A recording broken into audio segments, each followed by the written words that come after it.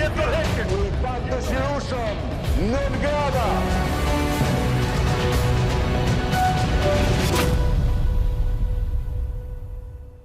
Përshëndetje po ndihni Virtual World, unë jam Jeta Kasemi. Një video e bërë virale në rrjetet sociale, vuri në lëvizje të gjitha hallkat dhe përpasoj është identifikuar dhe është vënë në hetim në gjendje të lirë dhe pronari i Luanit, i cili e mbante atë si kafshë shtëpiake në banesën e tij. Bëhet fjalë për Altin Ajdinin në Fier, i cili gjithashtu është marrë në pyetje në policinë e Fierit dhe ka deklaruar mbi rrethanat e jetesës me Luanin si të ishte një mace shtëpiake. Është personi në fjalë, doja të ripetonim pak edhe videon shokuese e cila tregonte edhe gjendjen në cilën jetonte Luani, por dhe ndërveprimin me një person të dytë dhe një i tretë që filmonte gjithçka, teksa Luani duket se ka sulmuar drejt për drejt personin të ulur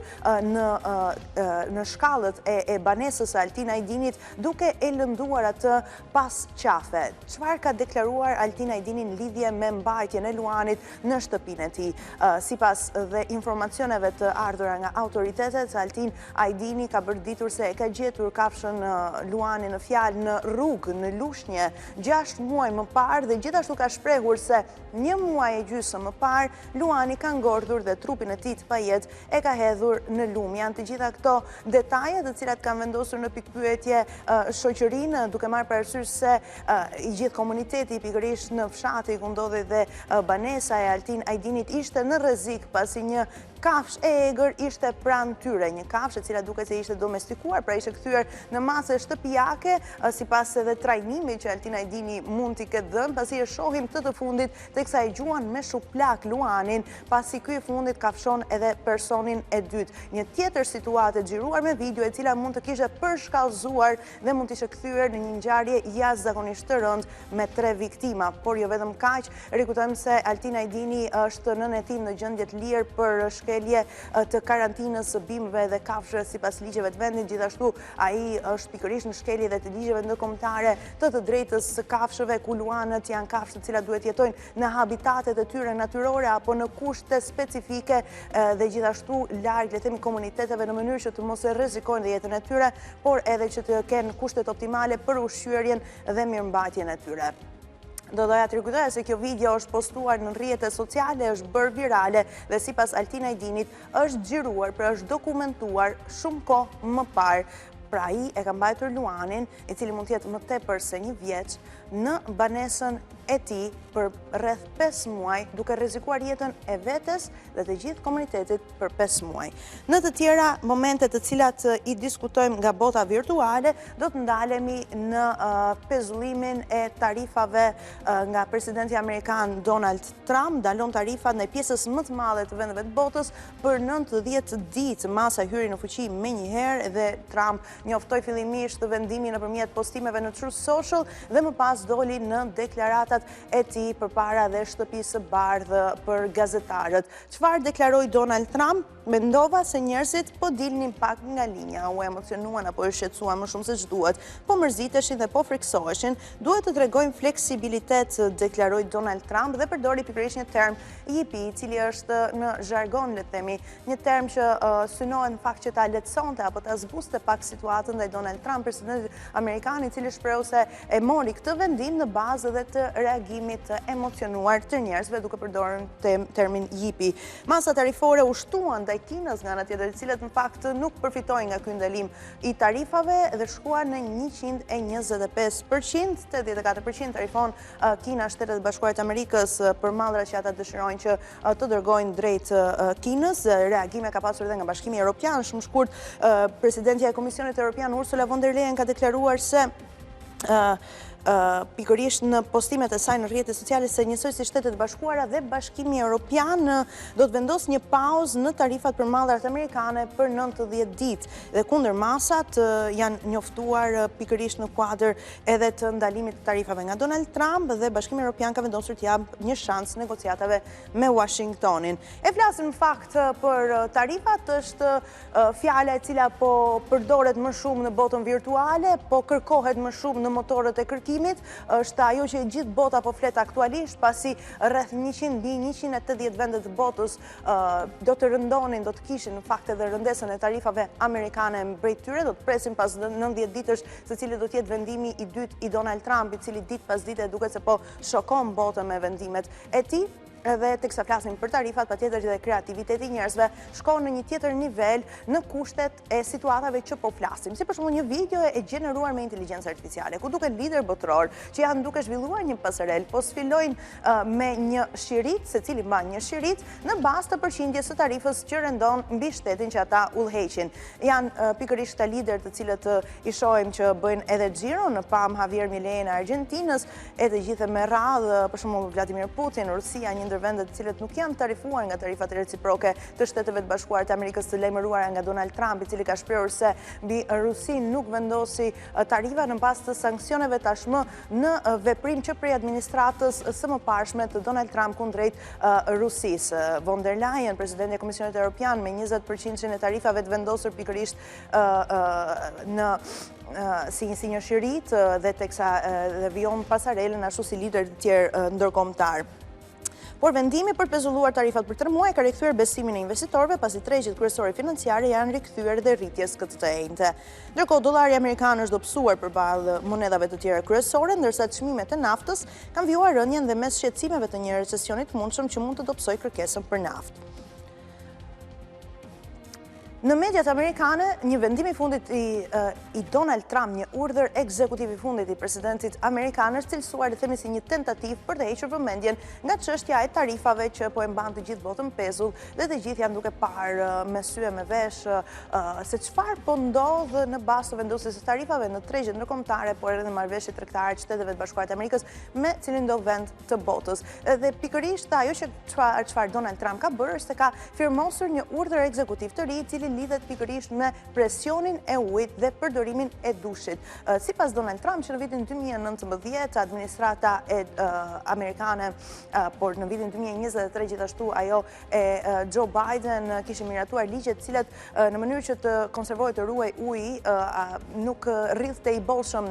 në rrjetet e furnizimit të tyre. Përpasoj Donald Trump shpeshherë ka shprehur dhe indinjatën atij apo bezdinë e madhe se kur kryente dushin e tij të përditshëm nuk mund që të lante flokët e tij në mënyrën siç duhej me ujë të bollshëm. Të paktën këtë ka rrëfyer për herë të disat në zyrën ovale teksa po firmoste dhe urdhrin ekzekutiv për ujin e bollshëm në rrjetet e furnizimit me ujë, duke deklaruar në fakt se flokët e tij shumë të bukur kishin nevojë për një ujë të bollshëm që të lahen dhe të dukeshin të mrekullueshëm ashtu siç duken sipas presidentit amerikan. Do rivendosim lirinë e dushit. Presidenti Trump ndjek angazhimin e tij për të çmontuar rregulloret e panevojshme dhe për të vënë amerikanët në radhë të parë, ka deklaruar Shtëpia e Bardhë në lidhje me këtë urdhër ekzekutiv, i cili gjithashtu do ndikojë edhe në kokat e dushit, parametrat specifik në mënyrë që të rrjedhë dhe ujë bollshëm, që sipas Donald Trump është një ndër problematikat kryesore të popullsisë amerikane, që duket se nuk po kryejnë dot edhe larjen e tyre ashtu siç duhet, paktën ashtu siç e bën presidenti amerikan Donald Trump. E teksa flasim për administratën e Trump, sekretarja e sigurisë kombëtare Kristi Noem vijon dhe ato që cilësohet nga disa media amerikane, por e disa kritik të saj si pasarelat apo photoshutet e ndryshme, teksa ajo vesh kostume dhe pozon përpara kamerave, duke rezultuar në këto video të bëra virale. Kristi Noem në këtë video është në Arizona, e cila ka takuar në fakt edhe 2 efektiv të mbrojtjes kufitare, teksa deklaron se së bashku me këta efektiv po bëhen gati për të arrestuar një emigrant paligjshëm që është akuzuar për trafikim të qenieve njerëzore. Kritikat kanë qenë shumëta, ndonse Kristi Noem rrëfen pikërisht edhe aktivitetin që do të kryej për të arrestuar një person që akuzohet për trafikim njerëzor, ka pasur ekspert të cilët të sigurisë, të mbrojtjes apo të armëve të zjarrit, të cilët kanë vendosur në vëmendje mënyrën se si Kristi Noem mban edhe armën e saj, në mënyrë të çkujdesur dhe as pak profesionale, teksa e drejton edhe tytën tek koka mbi, le të themi, në drejtim të kokës së një nga efektivëve, duke i rrezikuar jetën, pasi edhe dora e saj e djathtë është shumë afër, le themi, edhe Chelsea për të goditur, për të shtënë me armë zjarri. Mbështetës në fakt të republikanëve të Donald Trump të fushatët të planit të programit të bëjmë Amerikën të jashtëzakonshme sërish kanë deklaruar se Kristi Noem po bën një punë të jashtëzakonshme dhe e kanë duar tërkitur këtë shfaqje të saj që duhet thënë është e radhës, kur i kujtojmë se Kristi Noem gjithashtu është parë në burgun e El Salvadorit teksa pozonte me disa të burgosur nga pas të cilët ishin emigrant palishëm të dënuar nga Shtetet e Bashkuara të Amerikës drejt El Salvadorit në atë marrëveshjen e përbashkët ku Kristi Noem është akuzuar në fakt si një njeri i pandjeshëm që duhet të sigurojë që mos tregonte fytyrat e këtyre emigrantëve të palishëm dhe se një pamje e tillë në fakt nuk është, le të themi, e denjshme për të postuar në rrjetet sociale. Flasim në fakt për postime në rrjetet sociale dhe pas rimarrjes së zyrës ovale nga Donald Trump, shumë ndjekës online, shumë gazetarë të ndryshëm, por edhe persona që të merren me pikërisht me estetikën apo modelimin dhe arkitekturën e ndërtesave kanë vënë në dukje diferencat me zyrës ovale para dhe pas marrjes së pushtetit nga Donald Trump. Pikërisht në njërën anë të ekranit shohim se si zyra ovale dukej teksa ishte në krye dhe le themi pronari saj Joe Biden me ngjyra më neutrale me bim jeshile pikërisht biogjak dhe me portretet të vendosura të pakta dhe nga ana tjetër shohim Donald Trump teksa takonte dhe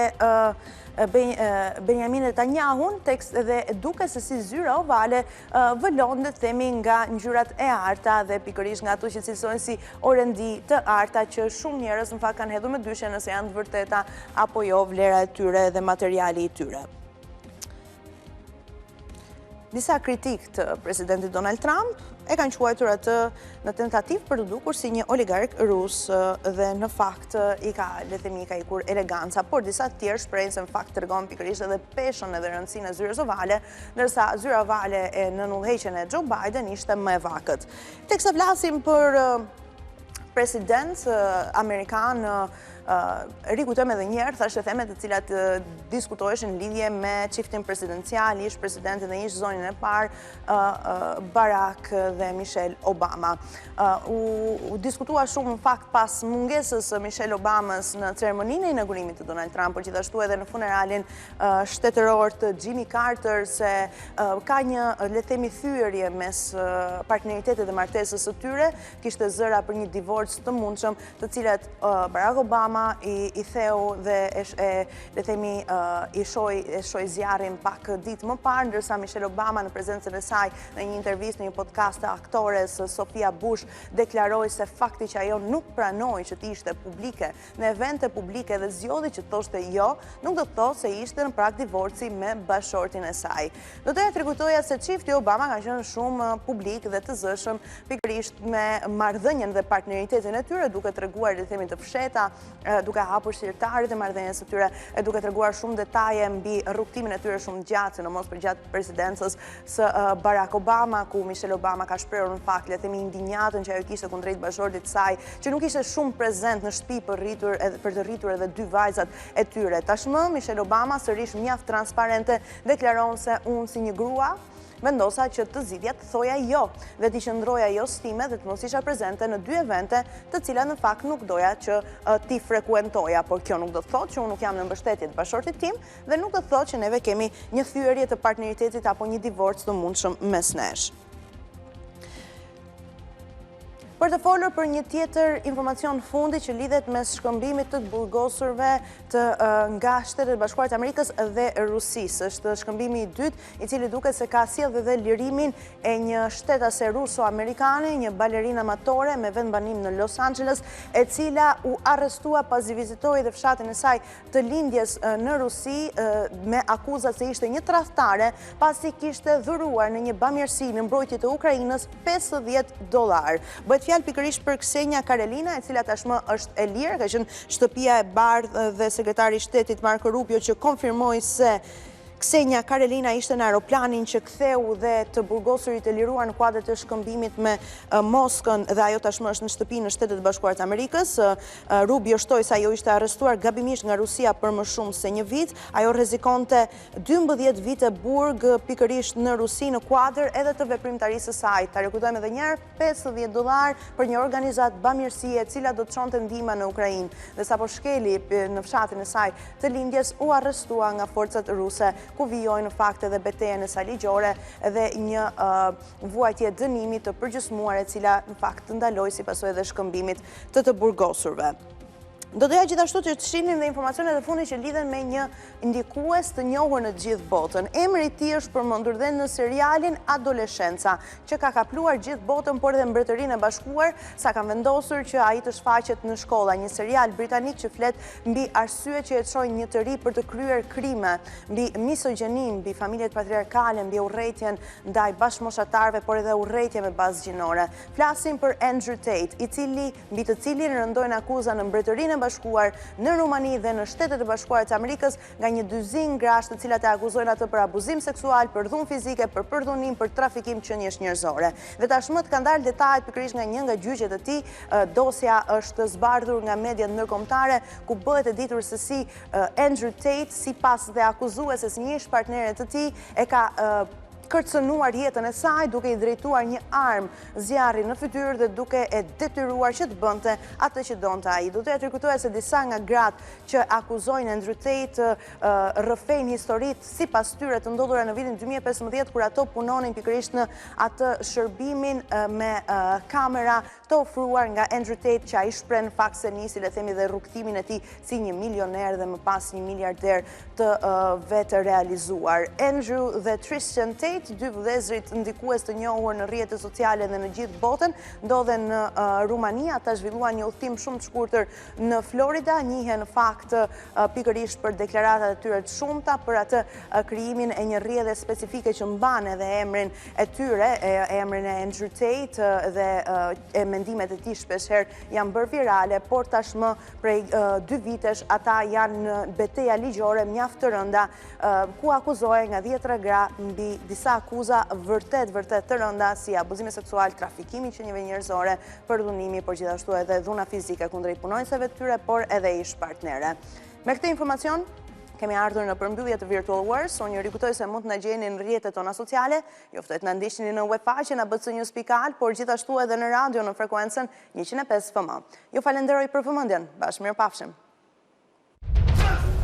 I pak dëshirueshëm, non grata.